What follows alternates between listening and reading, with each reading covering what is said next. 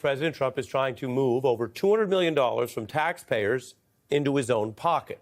It is a blatant grift. It's an ethics scandal, but it actually gets worse in the details of why the president claims that he should be paid out of the federal funds you, of course, pay through your tax dollars.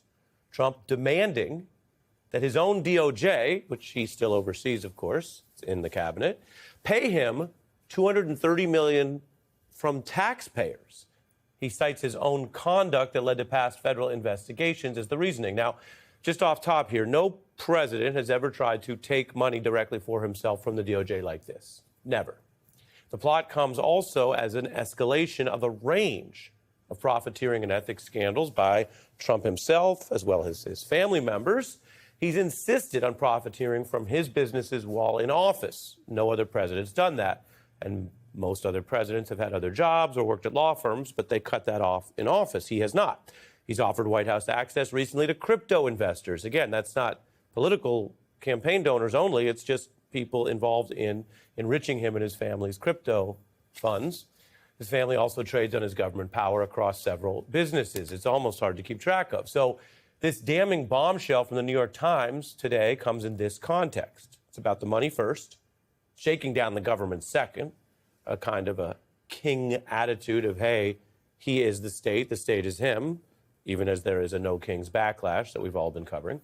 And then basically third, Trump is claiming the reason, because they're still pushing some sort of reason, the taxpayers should pay him, compensate him, is because of his own conduct that led to him being under federal investigation. And by the way, I'm going to make this point briefly and then show you some examples, but other individuals in and out of government have been under investigation. Sometimes you're cleared or there's no trial. Other times you get in trouble. You might recall other presidents have had special counsels. President Clinton was investigated a lot. The notion that you are subject to the rule of law and investigated has never led to massive compensation from the taxpayer. And here's one example that Trump cites. So I'm showing you what he says justifies this, and it is honestly laughable. As a former president, Donald Trump infamously took secret documents back home, lied to the government about having them, basically hid them, dared them to come back and get them, and they did. His unusual actions ultimately led to a federal search which busted him. Remember, he was in the wrong. They found the missing documents. I've got some on the screen to remind you. They were at his Mar-a-Lago property, not exactly a obscure hiding place if you are a former president and people know where you live, but that's where he hid them until the government said, we're taking them back. He was at the time a citizen, a former president. He was in the wrong. The search was proven to be right. Trump, of course, you might recall, was indicted for that. And in all fairness, he was not ultimately put on trial or convicted. The Supreme Court delayed that case, and then, of course, it was dropped when he became president again. That's also the rule of law. He benefited from that. That's okay. But there is no legal doubt about the original misconduct by Donald Trump that led to the search. The search was valid. The search was authorized by an independent judge at the time in advance. It was later upheld. The higher courts never held otherwise. It was a valid search to see if he had stolen secret documents, which he did. I'm reminding you of this in some detail. You might say, okay, Ari, we get it, we remember, but because tonight Trump wants to take your money that you pay your taxes with and take it for himself. And the reason he says is those documents, that he was searched, investigated that way, that the DOJ should compensate him for the valid search where he was in the wrong. Trump is trying to do all this to enrich himself. But he also clearly wants to destroy the traditional, credible independence of the Justice Department. His past attorney general, say in the first term, never signed off on anything like this. It is hard to imagine, say, Attorney General Barr doing it now. But Trump, of course, has moved on to a different type of appointee. He stalked the DOJ with his own criminal defense lawyers, not because they have experience running the prosecution side, they run the defense side, not because they have a ton of DOJ experience, but because they are personally loyal to him in those cases. And now they're the ones that would be compensating him with your money over the cases that they worked on. They're on both sides of this case now, which is an ethical conflict exactly of the type that many, Richard Painter and others, have warned against. The current Attorney General also fired the DOJ's top ethics advisor One of those many stories that are hard to keep track of. Well, the department now claims that the ethics advisors at DOJ will be the ones to maybe weigh in or bless this. Again, Trump is trying to take taxpayer money from this DOJ process, your paid money. And he's also made a statement about this that if it's understood to be referencing this situation, and this is a misleading statement at best, where he claims that he already has a lawsuit on this and that he's suing himself. I have a lawsuit that was doing very well, and when I became president, I said, I'm sort of suing myself. I don't know, how do you settle the lawsuit? I'll say, give me X dollars, right?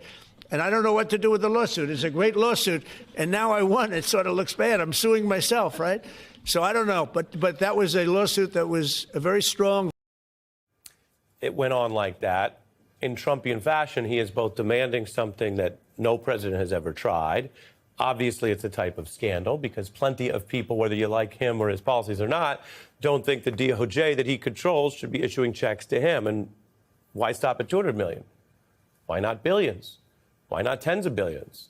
This happens in other countries. Rachel Maddow, among others, have warned that when countries lose their controls, their checks and balances, one of the first types of abuse is the corruption, kleptocracy, and self-enrichment that officials can benefit from because there's no one there to stop them. Now, it's not clear which DOJ officials would ultimately back this scandal, this quite corrupt request. The Times has reported on the plot, on the process. But if you were a DOJ lawyer, this type of thing could land you under investigation in any future DOJ that would follow or enforce government ethics rules.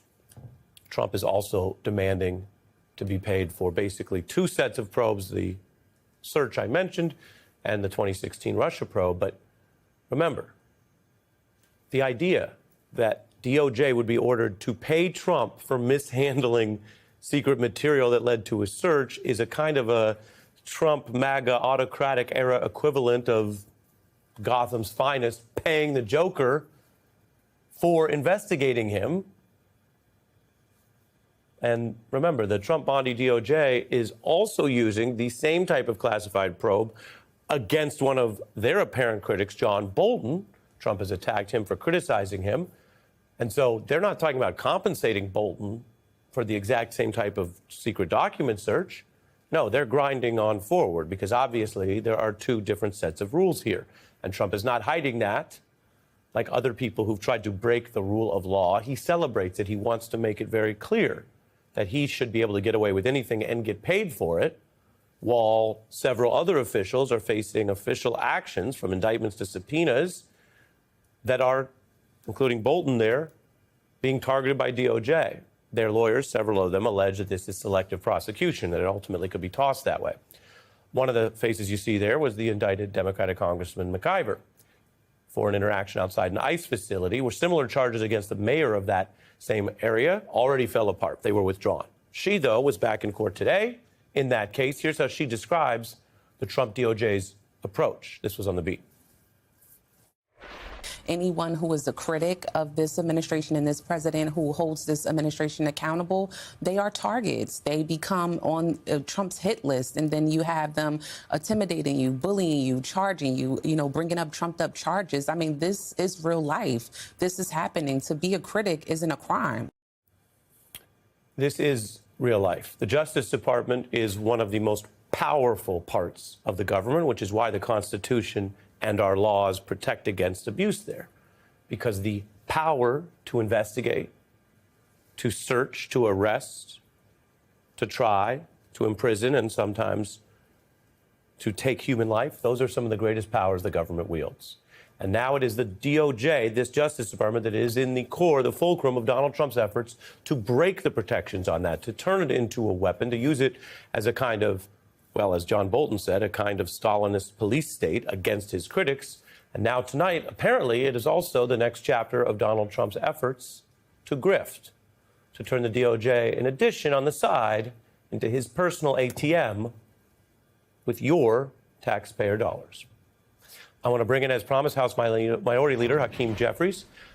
Good evening. Your response first to that DOJ story. Well, the Trump Department of Injustice at this point in time is completely and totally out of control. the Department of Injustice has been weaponized to target Trump critics and adversaries and perceived enemies in ways that undermine the notion of this country as one anchored in the rule of law. And now, of course, as you've pointed out, Donald Trump is trying to use the Department of Injustice as part of his ongoing pay-to-play scheme, the largest that we've seen in the history of the country, and he's doing it without any shame. And it remains to be seen whether anyone within the administration is willing to actually stand up to him at this point in time, which is why we need a Congress to actually conduct itself like a separate and co-equal branch of government, as opposed to what we've seen under House Republicans, which is just a reckless rubber stamp for Donald Trump's extreme agenda. Would this be a valid use of taxpayer funds, and can Congress do anything about it? Well, it's a completely and totally invalid use of taxpayer funds. The irony of it all is that the government is shut down right now. It remains shuttered because Donald Trump and Republicans are unwilling to find the resources necessary to extend the Affordable Care Act tax credits and prevent tens of millions of people from experiencing dramatically increased premiums, copays, and deductibles. But he has all the time in the world to engage in another grift to enrich himself for a legitimate investigation that occurred under the prior administration. It is definitively illegal. Congress has the power of the purse, and you can't simply transfer $230 million of taxpayer funds because Donald Trump has directed his sycophants within his administration to do just that.